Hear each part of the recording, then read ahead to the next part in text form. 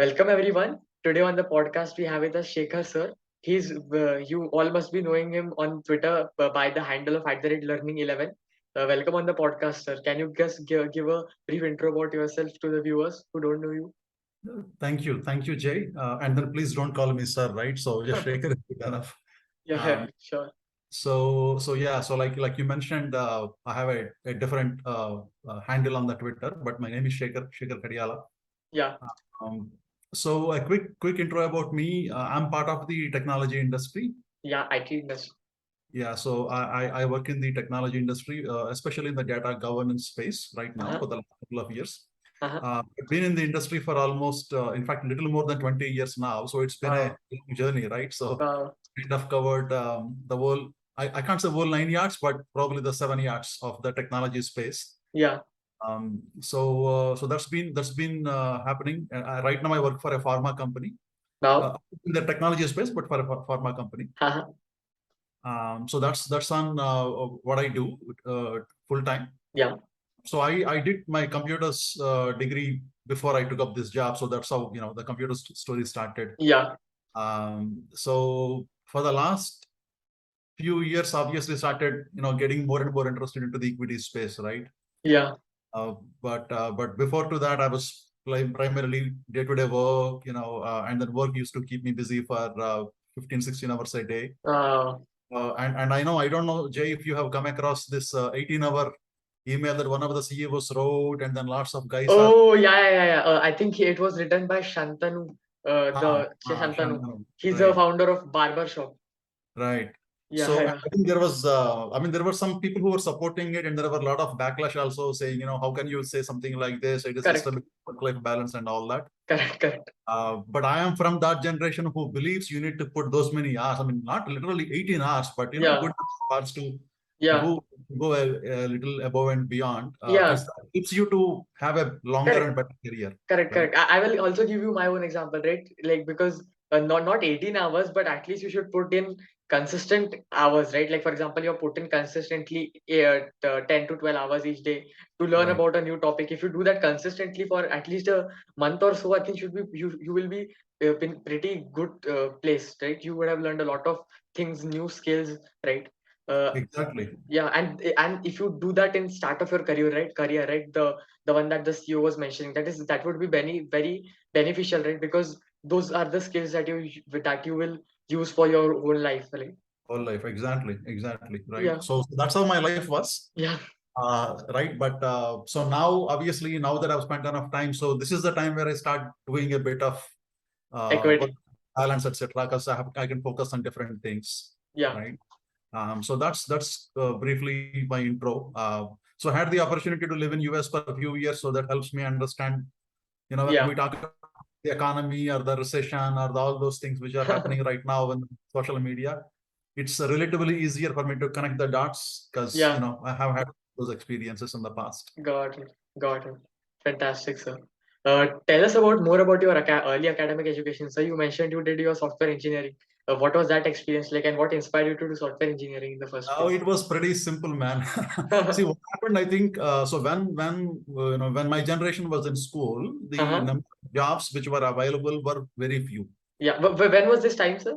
So my schooling happened in 80s, right? Oh, wow. So in fact, started in 80s and completed into 90. But the Uh, whole 80th decade, right? mhm. The decade Yeah, of 80s. So yeah, if you happen to see the Bollywood movies that released between 80s and 90s, yeah. one of the common theme will be unemployment, people not finding job. Correct.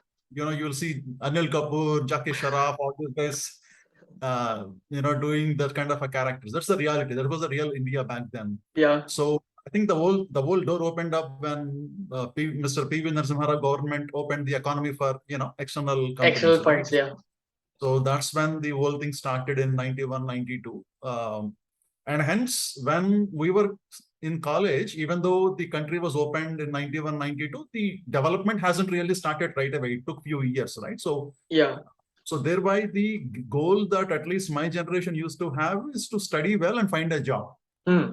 Doesn't Correct. matter what job it is, find a job, either government job or a bank job or some job. Because Correct. otherwise, you don't have any other income or wealth creation opportunities in India, right? Correct. At So that time. that's all that I used to have as part Yeah. of my ambition. And then somewhere in so when I completed my plus 12, Yeah. one of the super seniors, who is probably 5 years senior to me, Yeah. from village, he mentioned that Shekhar, looks like computers is going to be the new big thing in India. So you have to find a way to study it, right? Wow. And then his recommendation was, if you are going to study computers, then try to study electronics before you do computers, so that will give you good understanding. Hmm. So that's how my journey started. So those were the two lines which were imprinted on my mind at the when I was completing my plus two, Yeah. uh, and that led me to the journey. So and then I did my graduation in electronics, and then I did the masters in computers. So that's the story. And fortunately, at the end of the masters, there was a campus job offered in TCS. So I joined TCS, spent 10 years there. So my stint Uh, in US was because of TCS. So thanks to TCS, right? So that's where I worked in US. yeah. And then eventually at a stage where I had to decide if I was going to continue in US or if I was going to come back to India, because I was reaching their 7-year visa limitation. Yeah. Yeah. Yeah. So then I decided to come back to India. Um, and so once I came back to India, then after some couple of years, then I switched into another company, and that journey continued until now. Wow. And this you did computer engineering when most of the IT jobs weren't that popular, right? Yeah, it was just getting. I mean, I Correct. can't say we were the first batch. Maybe we were the third or the fourth batch. Yeah. The jobs are getting popular. I think Yeah. so. The jobs started getting popular from 95-ish onwards. Hmm. So we passed out in 98. Uh, So yeah, fortunate enough. But I should say that I didn't really have to struggle, because when you are on the campus and there is a campus interview is happening to you, then you are a lucky person, right? You don't have to really worry about it. yeah. Uh, Yeah. in that sense, I was fortunate enough that it started off in a simple fashion. Yeah. But then that's only helps you to start your career, and then you need to put that effort to grow into the career, right? Correct. Correct. So Correct. Correct. You mentioned that you worked at TCS, sir, for in US for 7 years. What was that experience like? What are the different insights that you find of US market different from Indian market there? So I think when I first landed in US, I landed in US in the year 2000, Yeah. right? So when I first landed there, the initial scenes were actually exciting and scary. Exciting because the fall was getting over, winter was getting started. So the winter in US is entirely different from the winter for someone from South India, right? I mean, if I lived in Kashmir, then could be a different experience. Yeah. Someone from South India, where you see a lot more temperatures, and then suddenly you land in US with Yeah. all the not only the skyscrapers, which all of us know, but even the weather itself or the food habits, whatnot. So all of Yeah. that was exciting. But what was the scary part is when the year 2000 was done, or rather running into the Y2K year 2000, there was a date problem. I don't know, Jay, if you have read about it, but there was a date problem apparently in the systems which were built in 80s and 90s. No, I'm not aware, sir. Can you tell us So, about so that? essentially, it is back then, because say right now the memory is cheap, right? I mean, you just spend a couple of $100, you will get gigabytes of space, right? Yeah. Correct. Correct. But that's not the case in 90s. I mean, memory was very Ah. expensive deal, right? Yeah. Yeah. So Yeah. True. so to optimize the memory, most of the software institutions, they had used the date field as 8 characters. Oh, yeah, yeah, yeah. So it was transitioning from 1999 to 2000, right? 2000 is going to be a headache for you because 99 will become zero. Yeah, and that was basically the software that cured that was basically made in Bangalore, right? Everywhere, all over. Oh, I think so that in fact that was the first major opportunity that India got yeah, as part of the software journey, because correct. when the European guys, Australian guys, US guys, when they realized that they need to fix every single part of this in their systems before Yeah, the deadline, the country that came to their mind was India. India. Yeah, So that's how the jobs came. In fact, there used to be a joke back then that all you have to do is spell COBOL, COBOL, and you will get a visa. So I know personally the guys who did arts like BA or BCom, etc., but who traveled to US as software engineers because their resume said so many different technical words Yeah. that the visa extension officer was impressed and then stamped a visa. So that was the time back then. Yeah. But the downside of it is that, so the good side of it is that India got this first major chunk of work coming from there. But the downside of it is once that work was completed, once you were transitioned to 2000 successfully, which is when I happened to land there in US, I used to see so many guys holding placards that will say, I can do HTML coding, I can do Java coding, I can do databases, and I'm ready to do it for $5 an hour. Oh, was that a Right? cheap at that time? $5 as an hour is dead cheap. In fact, people used to be paid $100, $150 even then. Wow, wow, wow. Right? It is because these guys were not finding jobs anymore because you hired so many people to get rid of this Y2K problem. Yeah. And now that the problem is over, companies don't need them. They were, and you know how it works in US and European countries. I mean, maybe mostly in US, the pink slips are given just with 2 weeks notice, right? You don't have much of a choice. And then it was being done by every other company. And hence, you can't have enough, or you don't even have opportunities to apply somewhere else because every company is sending people out. Correct. And then here we are, the brown-skinned guys coming from India, taking up the job. So some of these initial experiences that I've had was created some sort of a guilt in me that, am I taking away somebody else's job coming into this country? Right? Because if we see lots of guys from other countries coming and taking over jobs from us, we won't be happy about it, honestly, right? Yeah. So those were those mixed opinions back then. But I think what New York taught me is what people used to speak about Mumbai or Bombay, what we used to call back then, right? I mean, Yeah. I had plenty of friends from Bombay, and then they used to talk about how the city will teach you about life. Wow. Right? Obviously, I traveled through Bombay many times, but never really lived there. Yeah. New York gave me that sort of an experience in terms of the lifestyle or how speed or how fast, how rapidly you need to adapt. And kind of the people that you have, because you can't really find native New Yorkers, so to say. New York is a culmination of everybody coming from different countries and different parts of US itself. Yeah. It will teach you a lot about life and about how you have to accept it. And the fact that Wall Street is there is this Wall Street culture, right? So which means even a penny is important. Yeah. Right. So if you go to the other parts of US where people are a lot more generous, they don't really count pennies, but in the Wall Street culture is every single penny matters. So which means your manager or your manager's manager would still want to get the return out of every penny that he's paying you. So the demand is that much. There is no scope for you to relax and then say, I have worked hard for 2 weeks, now I'm going to relax. No.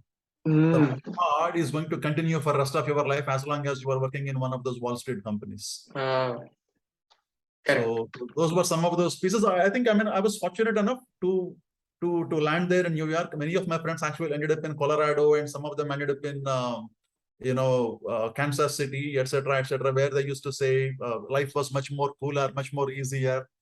And then some of the folks ended up in Texas, and we used to be really jealous of them because they don't have to pay state tax.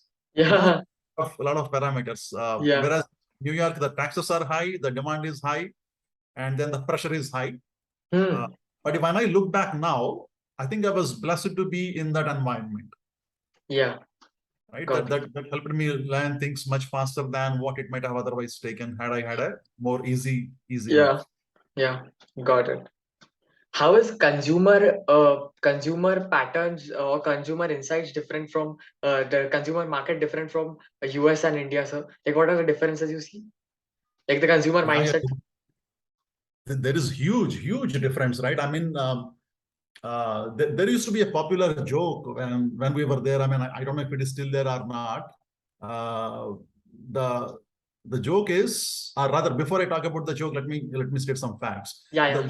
The reality about US market is that, especially the metro cities in US, is they have seasons, right? I mean, so they have a fall season and winter season and summer season, whatnot. So they practically change their clothing, lots of stuff that they use in the house, and in fact, many of them who have decent jobs, they even change cars. every year, because most of them, they lease cars, they don't necessarily buy the car, Yeah. right? So the That is buying car, also a different rent difference, right? Basically, in India, you don't see much of that rent or lease kind of a thing, right? You kind of correct. entirely buy out the whole thing. Exactly, because it is our mindset. No, when we buy something, we are buying for 10 years at least. Yeah, No, correct, we don't buy it for a year and then throw it off. Mm-hmm. Whereas the developed nations, culture is, because the inflation is so low, it doesn't really matter, right? I mean, the reason why we don't give away the stuff the next year is because the price of it would have fallen down Yeah, through the inflation and plenty of other things. yeah. Whereas in US, obviously now people are talking about 8.5 and 9 and whatnot, but the time that I lived there, inflation 1 was or 2%, right? exactly right. So, and hence what happens is, because the inflation is 1 or 2%, two things will happen. One, your lifestyle is not going to change for, like, if you measure your lifestyle, 7 years ago and now, Yeah. it wouldn't have changed much, because inflation is on the similar range. So practically you are paying the same amount of money to spend on your day-to-day life needs. And likewise, your salary also may not have changed unless you are super duper smart, and then you keep shifting jobs, finding bigger opportunities. If someone stayed in the same job in the same company, Yeah. their salary also would have increased by the same 1 to 2%. Correct. Right. So which basically means, if I'm living a disciplined life, I can predict how my life or cash flows, etc., for the next 10, 15 years. Yeah. Right? Little easier. Whereas in India, we can't. Because when I paid the school fees for my son 10 years ago, and compared to what I am paying now for or rather I should say, what my brother is paying for his son, Yeah. entirely different. I mean, it is up by almost 2 times. Wow. Right? Whereas if we were doing the same thing in US, then it would not, it obviously it would have gone up a little bit, but not to the extent of 2 times or 3 times. Yeah, Right? like a 10% or 20% jump. That's it. Exactly. So, and hence the predictability is not as much in India, or at least I should say most of the Asian countries, where the inflation is significantly higher. Whereas in US, the inflation isn't as much, at least until a year before. Yeah. So by the prediction is easier, and hence people don't hesitate to shift their, change a vehicle, or buy new furniture, or change the clothing every season, Yeah. etc. You are able to anticipate, you are able to predict your cash flows, right? Correct. So, and hence that is essentially a consumer-driven market. It's a consumer market. Mm. The entire US economy is consumer-driven. The Yeah. reason why today markets are so worried about the inflation, but in India also inflation is reasonably high. While Yeah. the official number says it is low, but reality you and I see when you go to the market is it is high, right? Yeah. Correct. And it's been like that for 15, 20 years now, nothing new. If you talk to your parents, they will tell you the same story, right? But Yeah. then we are never worried about inflation as much, because we are not a consumer-driven economy. At Mm. least until a few years ago. I mean, now the Gen Z and Gen X, etc., they're probably spending a lot more than what they're earning.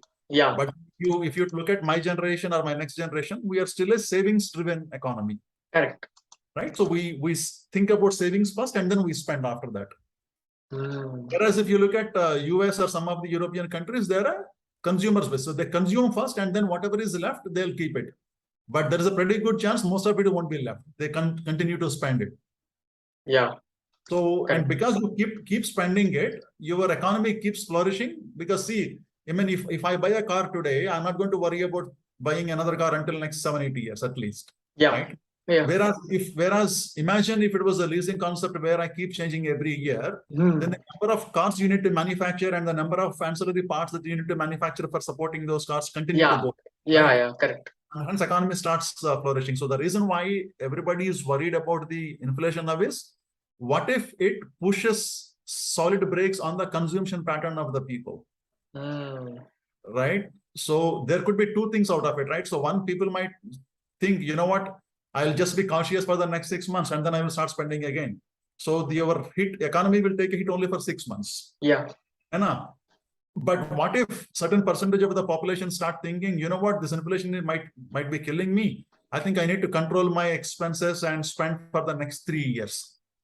Yeah. Just exaggerating, but if that happens, and even if 10, 20% of the population end up doing it, then you're going to see a shift in the consumption pattern, which is going to bring down your economic growth, right, in some way or the other. Correct. Makes So, sense. but I think those are the experiences that I've had in understanding, the different facets of the things. But just going back to that joke, uh, I used to work for a lady named Zudi Goodwin Zara. She is an Italian American. Yeah. So when we were talking about, the habits of Indians and the habits of US people, etc., etc., and I was telling her, I'm kind of surprised at how people, and this was back in 2000. Remember, right? I was still young and trying to understand the cultures. So I made this comment over a lunch table that, I'm really surprised at how many folks in US keep changing their vehicles every year and they keep buying new clothes and every season, etc. We have never done that in our country, at least I have not seen.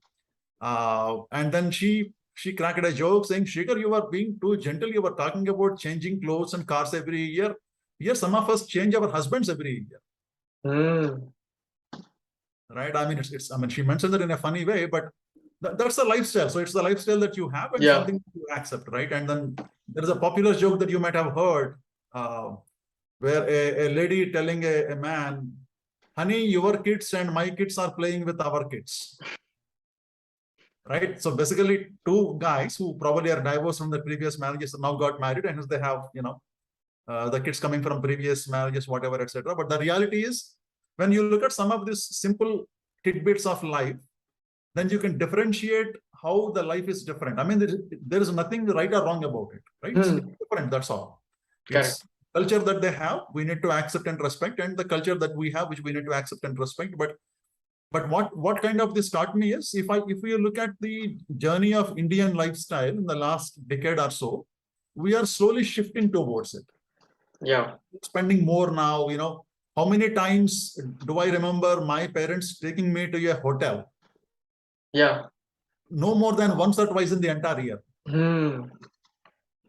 Right? I mean, part of it probably is economical situation where, we can't afford to spend so much money on the hotels, whatever. But the bigger part of it is that that's not our habit. That's not our culture. We are bound to eat home food, etc. So going out is for a big, huge occasion. If there is a big occasion, then you go out, right? Yeah. But today, if you look at the current generation, the folks that I see in my team who are working for the last couple of years, they practically eat out every second day. Like the millennial or the Gen Z generation. Millennial crowd, right? So and hence you look at the QSRs of the world, or you look at these specialty restaurants or chains. Yeah. They're booming, right? So 10 years ago, where were they? Yeah. Correct. Right. So the first time I went to Barbecue Nation was about 10 years back in Hyderabad. Right. Yeah. So that time when I used to describe Barbecue Nation to some of my friends who were not living in Hyderabad, they used to wonder, oh wow, they will get you all that stuff, put it on your table where you do a little bit of cooking on the spot and then you eat it. How does it work, etc., etc. But today you look at not only Barbecue Nation, but there are 10 other chains like that. And so how much has changed in the last 10 years? Yeah. And now if you extrapolate, how much may change in the next 10 years? Wow. Yeah. So that's essentially my thesis, for my own investment journey. Correct. Fantastic. Thanks for sharing the insights, sir, in the US market, the consumer market, the recession and all that. Right. My next question to you, sir, you mentioned, right, you started your investment journey in the previous 3 to 4 years. What was that experience like? How did you get interested in equities? Yeah, I mean, that's a interesting story, right? So in fact, you'll be surprised, right? I bought my first share in 2003. Oh, wow. That's like at parallel to your job, like when you joined. So probably I was, 4 or 5 years experienced by then. In 2003, I bought it on ICICI Direct. And the first company that I bought was TCS because I was working for TCS. That was the easy part. But then, unfortunately, I never had the awareness or wisdom about the opportunities in equities, and no one ever told me, because no one in my side of the family or my friend circle or my wife's side of the family, no one ever did any investment in equities ever. Wow. Yeah. Right. And hence we never really had anyone guiding us to say, you know what, hey, go invest in stock markets. It can have a great future. So, and hence, even though I bought some of those stocks back then in 2003, it was more for 5%. So I used to be excited if the stock price goes up by 5%. Right? Like still happy in small gains. Yeah, so that's how the life used to be back then. But then I don't really think I continued it. Probably in the next year or year and a half, kind of exited because we were living in US and didn't really know much about the stocks and the companies in India. And then the job that I was working on was I need to spend this 15, 16 hours a day that time, and hence never really had time. So it was an on and off story. And then I decided maybe it's better to do mutual funds. Why worry about the stocks? Right. So that's how the Yeah. mutual fund started in 2006, and that continued for many years. Uh, uh, but the major sort of investment is always real estate, because Mm. my wife's side, her mamas, all of them were into the real estate space. Yeah. So when we were married, and after a year or so, they kind of came to our place. They gave some inputs about how you could have a peaceful money making thing via investing in lands. Yeah. But the headache that I used to have or worry about land investment is that people kind of do this. They grab your land, they'll change the papers and all that stuff. It is. Yeah. Yeah. I think it is happening even today in small pockets, but 15, 20 years ago, it was a big challenge. Mm. Right. But then the assurance that they had given me was they themselves are running their business in Hyderabad any which way, and hence we don't have to worry about somebody illegally claiming our land. So that kind of gave me confidence. So I started putting whatever the savings we used to do, all of that savings used to go into real estate. Yeah. So 3 years back or 2 years back, I was 100% real estate guy. Right? So the way I used to manage mutual funds is I'll build it up for 3-4 years, then take a good chunk and then use it for some specific purpose. In fact, once I took out the mutual funds, and actually we bought land. Mm. So I converted the money from equities to the real estate. Yeah, you kind of liquidated that, right? Yeah, and then there was a second time, which was as recent as 2018, Yeah. where we again liquidated mutual funds and then paid off the home loan. Mm. So for me, until then, mutual funds or equities was build up the capital, use it for some other purpose. That's how I used to see it. Yeah. I never understood the compounding story, or I never understood how things can change rapidly once you are stay invested for a few years. I had no clue about any of that, no awareness. Yeah. Right. And when this awareness came, sir? So that, in fact, honestly, the awareness came only last year. Oh, okay. Right. So in 2000s, once the COVID thing started, stocks fell. I again started buying a little bit here and there, etc. But not really with a thoughtful mindset. It was more about like HDFC Bank, fell today, so let me buy it. Got it. Never really differentiated the large caps or small caps or the mid caps or where the money actually can be made, or what are the sectors you should look at. None of that was part of my thought process. I was just looking at those popular 30, 40 names. So let's buy it. That's it. Right. So why did it fall? Can it go back up? What is the trigger? No awareness. Right. But I think the things started changing last year once I started following some right handles, Ishmohed, Tar, Suru, sir. Yeah, so Saurabh, and then Shri, right? Srinidhi. Then Atul Singh Hassan, who is pretty popular with micro caps and small caps. So I also followed lots of other names. Don't want to disrespect them by taking their names here, but those were the wrong handles. So I followed some wrong handles, got into a wrong understanding of what does equity investing mean, but then fortunately landed quickly. Yeah. And then I think that's where the journey started. So I would say the journey, the genuine journey of investing and studying a sector, understanding a company, seeing the tailwinds, or anticipating how much of the stock price is already factored in the growth, or have the margins peaked out, can this margin sustain? This whole 9 yards of important aspects I learned only in the last 12 to 14 months. Wow.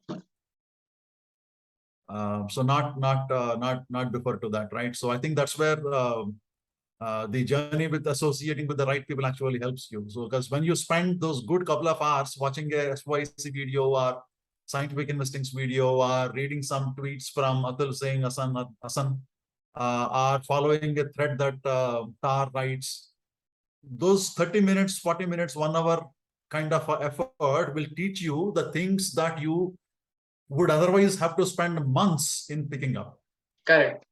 right? Because you learn, because they have factored their learnings in those tweets, and then so you get those learning directly. You don't have to make mistakes and get the learnings again. Exactly, exactly. So, and I'm sure your journey is also in a similar fashion, no? The last 1.5, 2 years, right? Yeah. Same here. Like I started following SOIC, then the many other YouTube channels that helped me learn the basics of stock markets, then advanced, right? And now learning now also from the Twitter audience, right? Twitter audience really great. No, absolutely. In fact, one of the first, so even before SYAC, one of the first series of videos I started watching was the Gen X videos. Who, sir? Oh, Janak Gen, Lotwala. Yeah, Janak Lotwala. so Gen X videos were quite. I think when the bull run was at its peak, there used to be lots of videos on YouTube talking about different stocks and all of that. Yeah. So some of the videos, they'll kind of project as if the stock is going to become 10x in the next 1 month. Yeah, But yeah. I mean, Gen X videos used to be a lot more sensible in terms of what to expect, what not to expect. Correct. So those were the initial set of videos, and then I stumbled upon Ishmo's videos. Yeah, Ishmael is a video. So and then obviously took the membership with SYAC, and then the journey started. But I think if today I need to thank the names, these are those 5, 6 guys that who have helped me in picking up the learning. But I think what I learned is that when you want to learn something, put that effort, learn it faster. Yeah, correct. Right? I mean, don't delay it for tomorrow. Don't delay it for next month. I mean, learn it today, right? Learn right now. Yeah, correct. So I think, and when so much of content is coming from from all these names, almost on a daily, weekly basis, then there is enough content for you to learn. You don't have to really wait for someone to teach you anymore. Correct. Like I also wanted to learn a new skill like coding that I directly picked up on YouTube channel, right? And then there was so much content available of coding that you don't really need a hand holding. Right? Exactly. In fact, I'm mesmerized with the journey because I think I've seen your journey, at least not literally seen on an everyday basis, but at least I've seen the progress of your journey for the last year or so. Practically where you started on day one and then where you are today in terms of building your own site, your own technology, and solving some of the others problems also, right? I think for your age, that's amazing. You just have to keep that keep thing going. Yeah. Thanks for wishes, sir. Right. My next question to you, sir, what is your research process looks like? Like how do you go upon researching a particular stock, right? And then the whole process of particularly going through all these documents and then kind of filtering the stocks. How do you do that? So yeah, I mean, if someone like Ishmohit or Saurabh can actually give much more meaning to Yeah. questions like this, but I think in my own experience, so I have three buckets in my mind when I'm looking at any stock, right? So it has to go through three buckets. Yeah. The first bucket is getting an idea itself. Where do you get an idea from, right? Yeah. So I think I get ideations out of a couple of things. So one is every now and then I keep writing down on the paper. Okay, what are the hot sectors right now? Right. So for example, if we were to do this right now, right? So if we start writing in what are the hot sectors right now, we'll start writing capital goods. Capital goods is a hot sector. Yeah. Right. And then what is the other hot sector? The QSR space is a hot sector. Yeah. And likewise, we can write down. Correct. And then the next thing that I would do is what are the sectors that are completely done and dusted right now? Like the ones which are sunset technology, the sunset sectors. The sunset sectors. Not only sunset sectors, even the structural sectors, but which are right now have the headwinds. Oh, okay, got it. Right? So, for example, IT industry is completely bottomed right now. I mean, may not be entirely bottomed, but really pushed down. Yeah. And then you look at the textiles; they are stuck because of the cotton inflation, and then some of the orders not happening in Western countries, so on and so forth. So, likewise, you write down a few sectors which are not doing right now, not doing well right now, even though they could be structural, right? So some of the sunset sectors I kind of stay. For example, petrochemicals. I think there are few names in petrochemicals that are doing brilliantly well, but then I don't understand the whole sector end to end, and hence I kind of stay away from it. I don't even bother. Yeah. Right. But within the structural sectors also, there are always some sectors which are not doing so well. So this is one step that I do. which kind of gives me, okay, so IT is not doing well, textiles is not doing well, and hence let me look at what are the best companies which have the better chance of rebounding faster when the sector becomes Oh, uh, okay. Like visible again. from headwind, it's going to tailwind, right? Exactly, So you right? observe that turnaround kind of a story. I kind of, yeah, exactly. Okay. Yeah. Perfect. So the first point was about identifying which sectors are not doing right now, and hence what is their turnaround story, right? Correct. Correct. Correct. For example, for me, the textile sector turnaround story could be coming in about a year. Hmm. Maybe it could be less than a year as well, right? But I Yeah. want to be more pessimistic. So and hence I start now thinking about which are the companies which might make better story out of the textile industry, as an Yeah. example. Correct. And likewise, IT sector might have a turnaround story of 18 months plus or minus. Hmm. And hence I would start thinking about which are the companies that I could start building the accumulation Conviction. for the next 4 or 5 quarters, right? Yeah. So that's typically one part of the trigger. The second part of the trigger comes to me is through my network. Yeah.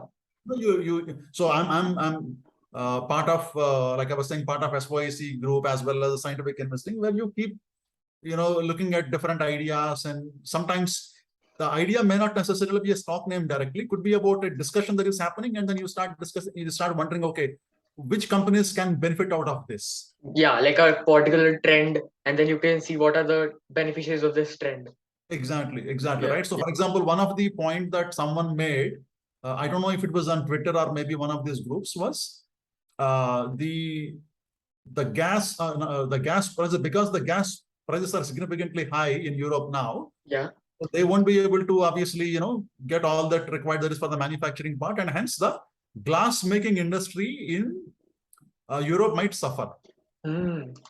And if the glass making industry suffers there, then naturally that has to be manufactured somewhere else, Yeah. right? And hence, what could be the companies that could benefit out of this, as an Hmm. example, right? Yeah. Obviously, when you hear any a theory like this, you need to validate if the theory is valid or not. Yeah. Yeah. Correct. I'm just blindly running, but I'm just to make the point. Essentially, so likewise, in some of the discussion forums, you keep receiving some of these ideas, right? And then, but the other major part of my opportunity that I have is fortunate enough to have a decent network where folks keep, we have some small WhatsApp groups with very limited set of audience, basically friends, right? Yeah. So where we keep exchanging, hey, have you heard about this company? This company is doing so and so. Apparently, they have some order book, or they got this new customer, so on and so forth, right? So that gives you another source of ideas. So, and hence, getting ideas is no longer a challenge for me. I keep getting a lot of ideas. The only problem is I'm not able to spend as much time because of a full-time job. Yeah. So that's the first bucket, right? Ideas are coming through. Correct. The second bucket that I apply is essentially where we apply the valuation framework and building a right thesis for it, right? Does it make sense to own this company at this point in time? You start putting down what are the pros, what are the cons, what will work, what will not work, how are the valuations, and how are these valuations vis-a-vis historical valuations, right? I mean, probably price to earnings may not be a great historical comparison, but if you look at price to sales or to book, Yeah. they make a good historical comparison. It's important to have that relative comparison there, Correct. right? Some of those valuations come into the picture. And then obviously, do you have the visibility of any order book? There are some companies where you have the order book visible, Hmm. right? Like the order book basically for the viewers means like if the company has 100 crores of order book, that means they have received the orders worth of 100 crore, right? Right. And then the easiest comparison there is, you compare the order book with their yearly revenues. And if it is, much more than the annual revenue, then the company is actually doing well. Yeah, Right? like a percentage to their revenue. Like Percentage to their revenues, exactly. yeah, like a 20% order book of the revenue, right? Yeah, something like that, right? So those are all the things that I validate as part of my second check, where put down the valuations, put down the thesis, put down the antithesis, put down what could be the tailwinds versus what could be the headwinds, some of that story into the thesis and antithesis. And there I need to get, for my own personal investments, I need to get a confidence of at least 70%. I want to feel that, okay, there's a 70% probability this company will do well. Yeah. This thesis will work. Yeah. Right. So as an example, when I was looking at the glass making companies, because how the European might run into not being able to manufacture enough glass required. So I looked at Borosil Limited, I looked at LA Opala, etc., and then realized. So there I did not get 100% confidence. Right, my confidence was not 100%, but my confidence was up to 60-65%. Yeah. So I took a chance. Yeah. Whereas there were some other companies where my confidence was way below 50%, so there I passed it on. But the funny thing is, sometimes where you are 70%, 80% confident, that stock won't move. But the company that you left off, where you are not confident, that actually moves up. Yeah, like there's also joke, right? I have got XYZ returns, but all those returns are of my watch list companies, not the one portfolio companies. Exactly, right. So so that's the funny part, and that kind of teaches you again and again, how did you miss that company, and then what was the trigger that you did not see. That itself is like a teacher, right? Correct. So the more we do over a period of time, the better you will get it, I guess. Correct. But summarizing, that's my second bucket, where I kind of take a meaningful decision. Then the third step of mine is about allocation, right? How much I would want to allocate. So there are some companies where I blindly go and buy it if it is available at the right price, because I have 100% conviction on that company. Yeah.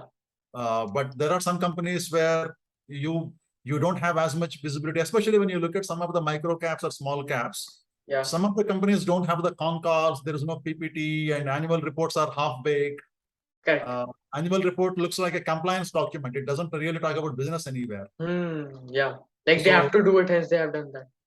Yeah, so that's where the challenges are to study some of those. So when I am unable to get as much information as I need to have 100% conviction, then I kind of go with this limited allocation. Yeah. But otherwise, those are the three buckets. And when it comes to the research, which is essentially the second bucket, I think the life has been much more easier now, Jay, right? I mean, we have, of course, you have the whole show itself. Yeah. And then, we have Screener, we have Tijori, we have plenty of portals now which are available, which is helping you to simplify the whole research journey. And then, of course, the value picker. Correct. Nothing is bigger than value picker when it comes to some specific companies. I mean, the amount of threads you have, unbelievable. Yeah, correct. So true. I think the research part is actually made a lot more easier now. So I don't honestly spend too much time researching because it's available for you. It's more like a searching than a research. Yeah, correct. Whereas I usually spend more time in figuring out whether the valuations that it has, the price to sales or price to book, how manageable they are. Can they sustain this, or how can it grow further through a re-rating or through better earnings? So that is one part I spend a lot more time on. And the second part that I focus is on the margins. Yeah. Right. And this I learned by my own experience. So I was holding Divi's and Laurus and some of these companies last year, this time, when those companies were like the rock stars, right? Everybody was talking about Laurus and everybody was talking about Divi's. Yeah. So I sat in really good profits. In fact, even Globus spirits also. So I used to hold some of these companies where 70%, 80%, and then some were 1x, 2x, etc. kind of a profit zone. And then the margin contraction happened for all of these companies. Right? So Divi's got into margin contraction, then Laurus slashed it all the way down. So just in front of I used to think, about a year back, I used to think, okay, these companies I'm going to hold for the rest of my life. Yeah. So like eternity.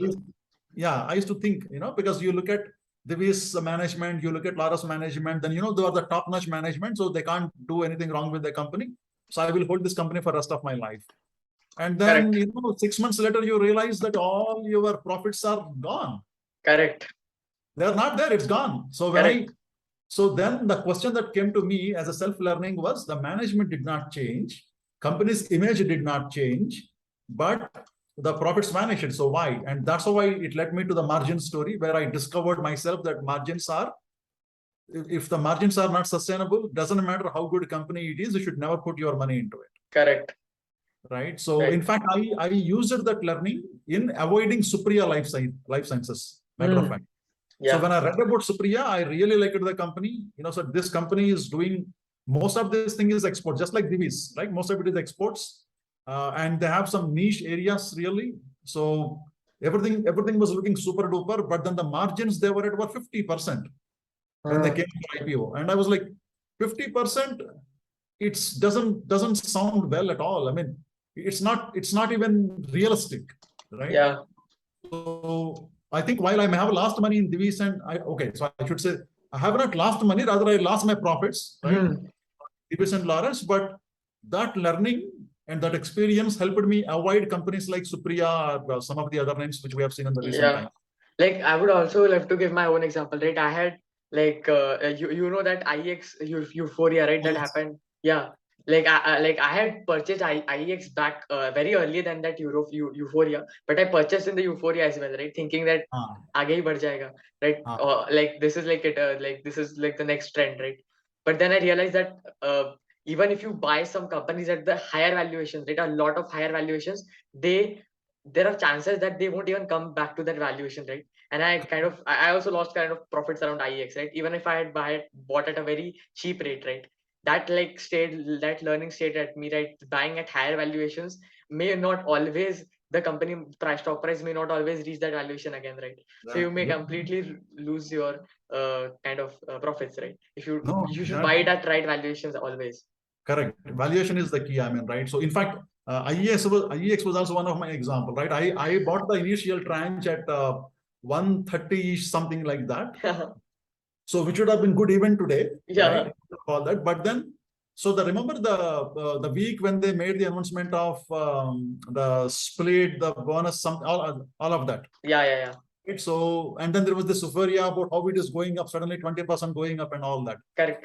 So that week also I bought thinking that, chalo, even the average will be still good enough for me Yeah. because it will continue to go up. So I was obviously foolish in thinking it will go up forever. And then because I bought it there, my average price went up so much. Ultimately, it came down to same price, right? So yeah, many stories like that. But I think these are the stories which kind of taught you and me in a better way now, right? So today we make a lot more meaningful decisions. Correct, exactly. Like you learn most from the mistakes only, right? Yeah, absolutely. Great. Fantastic, sir. Another point is you also attended IS Summit, right, sir, in Goa? Goa Summit, yeah. Yeah, what That's was where your we met first time. yeah. What was your experience and learnings from that? Oh, that was awesome. I mean, to be honest, when I was traveling I mean, when I made my reservations for the flight and all that, Hmm. I didn't really have much of an expectation. The key purpose for me was to go meet the folks that I've been seeing on Twitter, right? Yeah. Mohit, Saurav, and even Neil Bahal was supposed to be there, but I think Yeah, unfortunately travel. his family was kind of COVID, I think. Yeah. So he couldn't travel. But otherwise, my core interest was the names that I'm seeing in the videos and Yeah. on Twitter. I wanted to go meet them in person. Yeah, like That's pretty much network them, what I had in my network. mind. And then, of course, as soon as I tweeted about I'm traveling to Goa, you responded back saying, look forward to meeting you. So we had some of that thing going. Yeah. So that's all I had in my mind. Okay, I'm going to meet these people. That's it. Yeah. But I think once those conversations started, for example, Ishmohit was kind enough to ping me and then say, "Hey, Shekhar, if you are free, let's go for a walk." Yeah. Right. So I mean, you get to and then Saurabh said, "Tomorrow we will catch up during lunch." Things like that, right? Some of that happened. So there were two benefits that I got out of Goa Summit. One is getting to know some of these popular guys first up close, right? So there was one of those evenings where Ishmohet, Tar, me, and another friend of mine, Anand, plus a couple of guys from SYC. So Yeah. we sat by the beach almost for about an hour and a half in the middle Yeah. of the night, almost at Wow. midnight. So those sort of experiences you're not gonna get every now and then. Yeah, correct. right? So I think so that evening, Ishmohit or Tar, they were not speaking to us like the way that you would speak in a video. Mm. Because when you are presenting yourself in a video, you got to be a lot more sensitive and Formal. respectful to what you are saying, right? So there was a very informal conversation, casual chit chat about their style, how do they look at the companies, or how do they look at different individuals, who are the people to follow, some basic day-to-day kind of a conversations, right? That Yeah. helps you to get to know the person much better. Correct. True.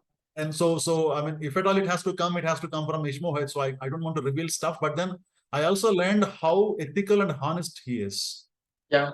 and Tar as well. I mean, some of the examples that I've quoted, and so the respect that you would have for some of these folks that you may not otherwise get to know about them if you were only doing the Twitter responses and all that is Yeah. entirely different when you actually happen to meet them in person, Yeah. right? So there Correct. was one major experience for me personally, that learning people and then connecting well with them. And the second biggest benefit that I personally received is made some good friends. Yeah. Right. So we have, in fact, six or seven of us, who all of us have met only at Goa. So we kind of gelled well those couple of days. And then it so happened that we created a WhatsApp group. So we are part of that group where there is a lot more activity going on there. People throwing some company names. So we studying it together, giving a good thesis and antithesis. We challenge each other. So which kind of made me a better investor, Mm. right? Because now suddenly you think, okay, this company should do well. Then I post it on the group saying, hey, I'm looking at this company. What do you guys think? Someone will say something about the company that I may not have studied, Yeah. right? Correct. Then I go back again to see if it's making sense or not. Or somebody will come in and say, why are you looking at this company? There is another company which is better than this. Yeah. Correct. So things like that. So that group is so it's active. In fact, there is no day goes by where we don't see a 50, 60 messages in that WhatsApp group. It is that right. Wow. So Fantastic. I think that's the thing. So how about you, Jay? So what was your key learnings from Goa? A lot of them, sir. Like, I guess I think Jeevan Patwa sir was also there, right? Jeevan Uh-huh. Patwa sir presented a lot, like really great presentation. On the It was, I think, the first presentation that he presented, like the first on the summit, right? right, And also the Ishmohit sir's presentation, right? Ishmohit sir kind of gave the whole five to or I think should say 10, 8 to 11 questions that you can ask for each company, and then you are done with that, right? You're done with the research, right? correct. Because those are the questions that cover whole kind of the all the points that you kind of need from an company, right? That Yeah, was really yeah, interesting. And I think Gion Patwa sir also quoted this, right? Information knowledge has become commodity. The thing that separates a successful uh, investor from an average investor is basically his vision, right? Because information is like available everywhere, right? Your only differentiating factor now is the vision, right?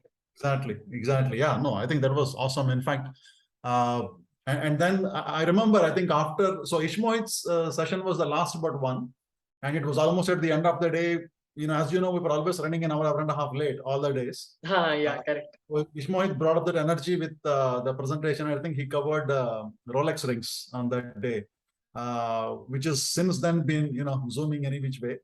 And then the last session, after Ishmohit's session, the last session was Amit Jeswani from Yeah, Stallion Capital or Stallion Assets. yeah, So his session was also equally fun in terms of how much of positivity he's seeing in India story, and then what kind of companies he looks at. I think, yeah, amazing set of stories from IAS Summit. yeah. And also the Ravi Jain and Puneet Khurana sir sessions, right? All data-driven approaches.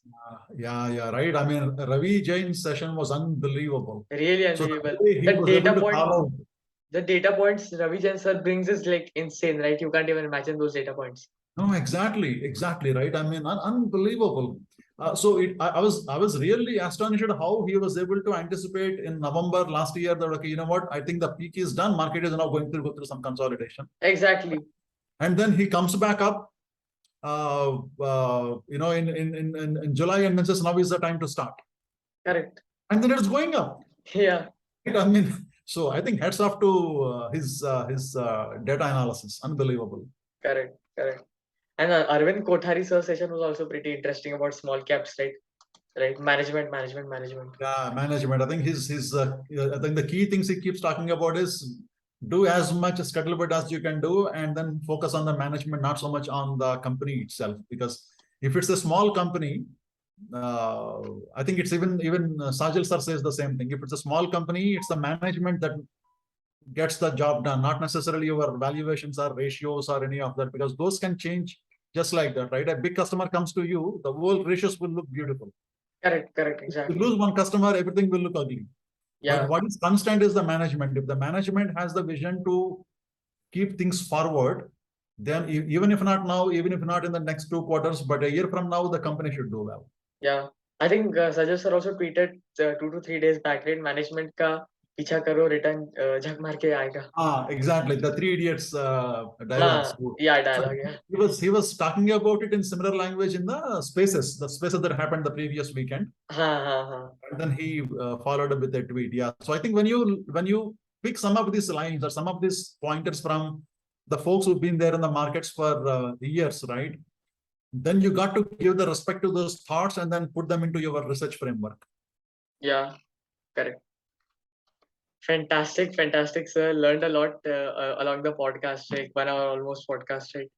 Had a lot of great learnings from this one. Thanks for coming on the podcast. Oh, no, my pleasure, man. So, but I have one question for you though, because Yeah, when yeah, I yeah, when I sure. told my wife that I'm going to have a chat with you today, so she knows about you. My kids know about you. You are a bright example in our house. So what my wife wanted to know is how do you manage your time? So what is your secret sauce in managing the school, the studies, and building your website, your investments, and even the podcast like this? So how do you do all this? So tell us some secrets that I can share with my kids. The secrets that I learned, not the secrets, but the system that I follow is I stay consistent at everything. Like I will just the key is to turn up every day, right? Not kind of spend a lot of time, right? Hmm. Like if even if you turn up every day studying, you will get better at studying after 1 month or 2 months or so, right? Same with the coding, same with investments, right? And another thing that I do is mostly all my things are pretty organized. Like for example, I have a paid newsletter, right, which runs only a month. Like I post only a month, a newsletter post every month, right? That helps me manage time because I only have to spend around 1 hour doing that, right? right Hmm. right and then around studies, I study around I have kind of started this around 1 to 2 months ago, right? I study 1 hour every day, and like it improved my school performance drastically, because 1 hour each day is a lot if you look at on a Um, 2 month scale, right? Right, right right. and I also do the same in building my platform. Like if you look at my timetable, that's basically around one hour of brackets for everything, right? And I do that every day consistently. And you consistently maintain it. So essentially, consistency is the key. Exactly, consistency is the key. Even if I have to learn a new core skill, right? Now, currently, I'm learning competitive programming at DSA, right? Data structures and algorithms, right? Ah. I posted on Twitter as well, right? I started learning it around 3rd August, right? Almost a month ago. And since then, I've stayed up every day or at least once every twice day learning about that right topic, right? DSA. And since it's always almost been a month, right? And now I've been able to solve difficult problems of DSA, right? In pretty much less time. Wow, wow, yeah. So I mean, you are way ahead for your age anyway. So I really really wish to see you grow more and more and more. So one day I can tell, hey, that guy, I know him from his childhood. Yeah, thanks for the wishes, sir. Thanks for coming on Wonderful, the podcast as well. Again, wonderful. Thank you, buddy, for having me here. It was a pleasure talking to you as well. great. So I'm sure we will keep going or keep continuing our conversations on the Twitter. Yeah, sure.